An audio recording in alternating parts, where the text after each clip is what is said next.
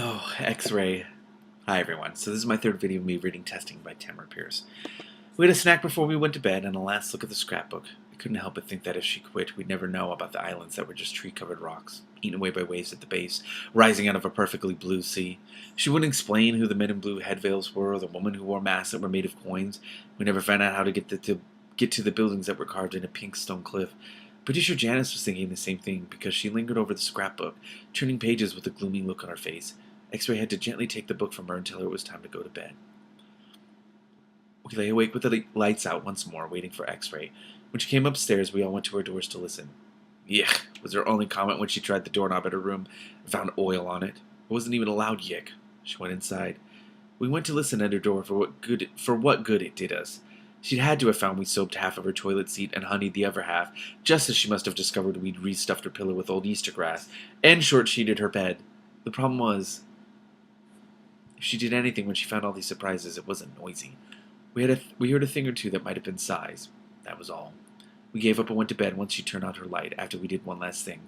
We got a macrame cord from the crafts room, a thick, braided rope of it. First we tied it around X-Ray's doorknob, making sure it was tied tight.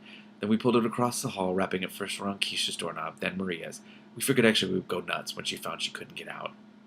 I was up within an hour before my alarm rang.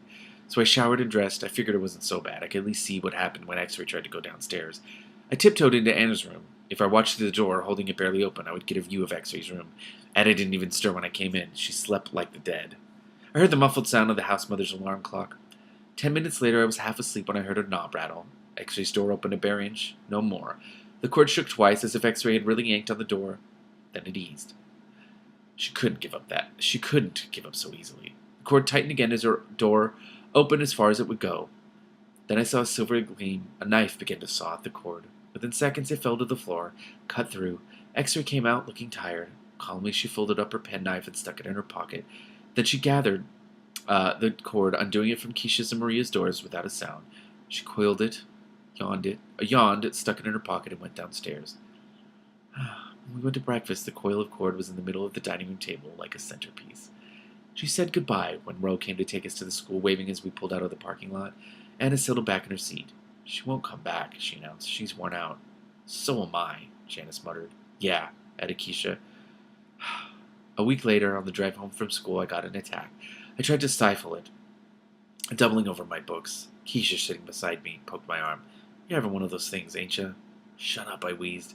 You better tell Dr. M, advised Maria from the seat in front of us. You've been doing it a lot lately. Oh, they knew. I gave her the finger. Marie didn't take it personally, lucky for me. Ro pulled up in front of the home when we got out. Everyone else ran in ahead of me. They wanted to make sure that they had won and X-Ray was gone.